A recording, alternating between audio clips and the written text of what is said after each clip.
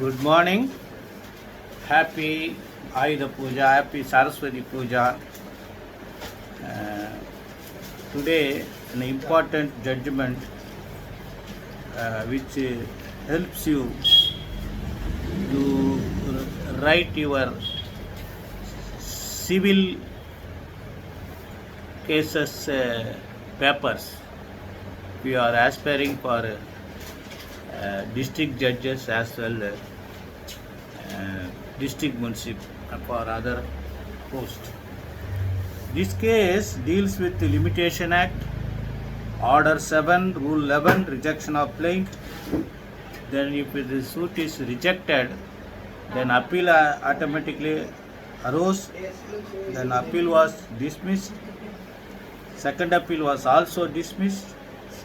Then so many provisions of Limitation Act were discussed. What is difference between cause of action first arose and cause of action arose on later on date, and how suits are valid for rendition of accounts. All aspects have been discussed in the judgment with various judgment of Supreme Court from time to time, and also distinguished from the Limitation Act 1908 as well as 1963, the amendments which were carried out after new act was enacted. So the facts of the case were most important because the he, he, he was obtained a loan from the bank, and the bank seems to have deducted heavy interest, excess amount with 18% entered. Therefore, the plaintiff issued a legal notice, representations, after representation on various dates, and that representation was not considered. Then legal notice was issued. Then the bank seems to have communicated letter stated that they have done it within rules and regulations by a blanket order. Therefore, he filed a suit. He filed a suit on 23/2/2005 for degree of rendition of true and correct accounts, and in respect of interest commission charged, and he also sought for recovery of excess amount. So that suit was rejected under Order 7, Rule 11D on the ground that the period of limitation 113 of the Limitation Act, because the suit was otherwise provided for, that suit was rejected on the ground that suit was dismissed for bar by limitation. The plaint was two relief, rendition of accounts and repayment of excess amount. Therefore, this was the case. The lower court as well as appellate court and second appellate high court has accepted the defendant version that the letters dated wherein they are sought for rendition of accounts, and that was the date of cause of action. But this was played a vital role in this entire judgment. So you kindly go through the entirety of judgment. The relevant case laws referred from so many paragraphs. This is AR 2020, Supreme Court 2721, Shakti Bhog Food Industries Letter, Central Bank of India. So I will enlighten that it is the duty of the plaintiff to mention when the cause of action arose and the date of cause of action.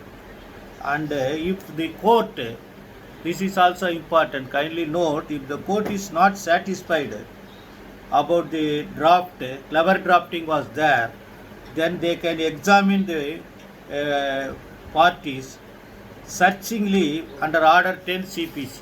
That is also most important. Then you kindly see they say a part of the plaint cannot be rejected if no cause of action is disclosed. So, if some part of the cause of action is available, the suit still may be dismissed. So that was the various aspect has been discussed. Then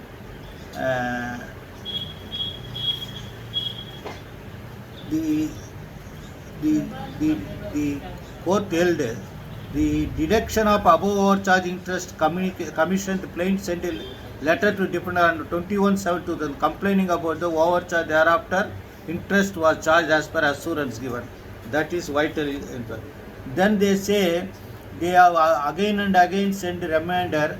Then finally, plaintiff sent a letter to Home Financial Minister. Then finally, senior informed that it was done as per rules. Therefore, the Supreme Court has distinguishedly held, stating that Article 113 says, when the right to sue accuse, Article 113, and they say under Article 113, when the right to sue accuse, under Article 58, when the right to sue first accused. This is distinguished from Article 113 and 58. Therefore, they say they have also scheduled the limitation at 58 and 113. 58 for obtain any other declaration 3 years. When the right to sue first accused, Article 113, when the right to sue accused. So that the word first was not available under Article 113. Then they have also discussed about Article 27 to 30, which are descriptive provisions for Limitation Act. Then it is said that the cause of action for filing suit would consist bundle of facts. That is also said.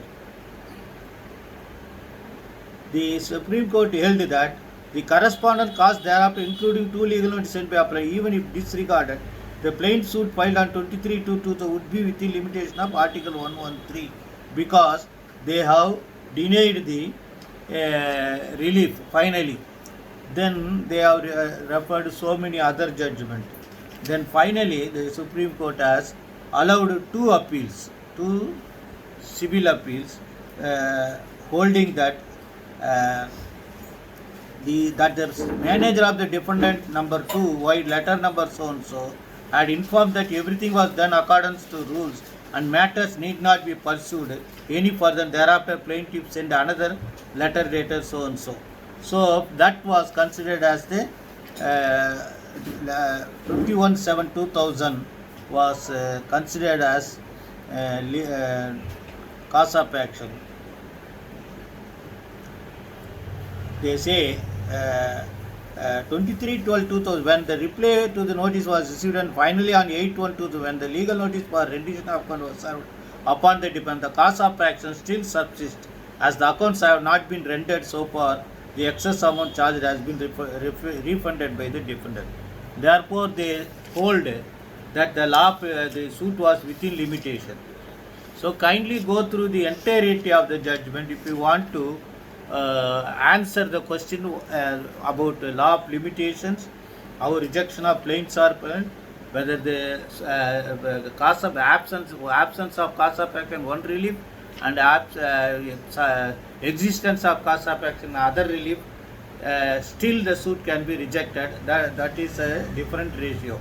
All these aspects you could understand to answer, and several judgments independently discuss about various other facts. So about cause of action, law of limitations, and also particularly the duty of the court to record the evidence of the plaintiff parties under Order 10 CPC. Therefore, you can be able to find the entirety of judgment, and if you it is better to have this judgment on your file and record immediate, whenever necessary, you can refer it. Best wishes.